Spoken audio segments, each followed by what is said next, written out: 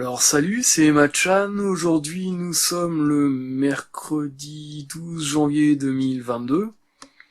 Nouveau synopsis fiche 5 et ça s'appellera Quand la pluie s'inverse.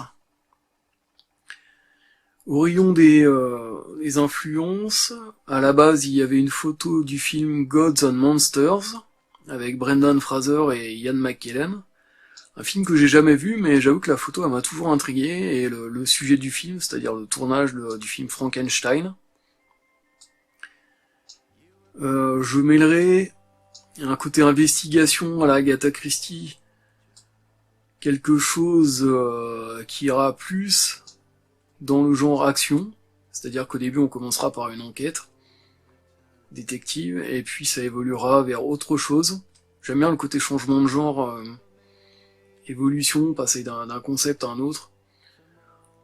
Il y avait ça un petit peu dans la saga Aliens par exemple, Alien. On passe d'un film d'horreur à un film d'action, un film un peu plus gothique, etc. Dans la saga Resident Evil aussi au cinéma que j'aime bien, il y a à chaque fois on évolue de proportion, d'endroit. On commence par un huis clos dans un labo souterrain, et puis après on passe à un truc un peu plus ambitieux en ville. Troisième épisode, extinction dans un désert. Voilà, j'aime bien le côté faire évoluer un concept. Et puis voilà, le mystère de la chambre jaune, des petites influences comme ça. Et le résumé, donc ça sera un professeur et son assistant qui se rendent à une conférence.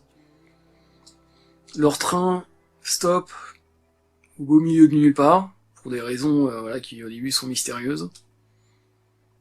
Et ils vont devoir enquêter sur un phénomène un peu étrange, et ça les conduit aux abords d'une usine.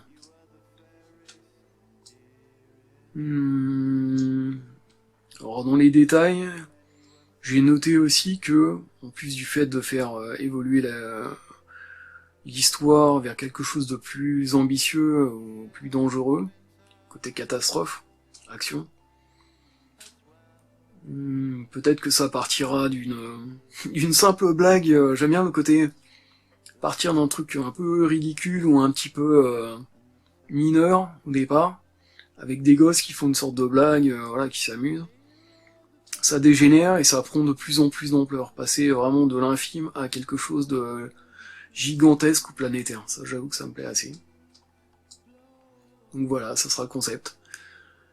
Restez créatifs, c'est tout pour aujourd'hui. C'était Emma-chan. À plus.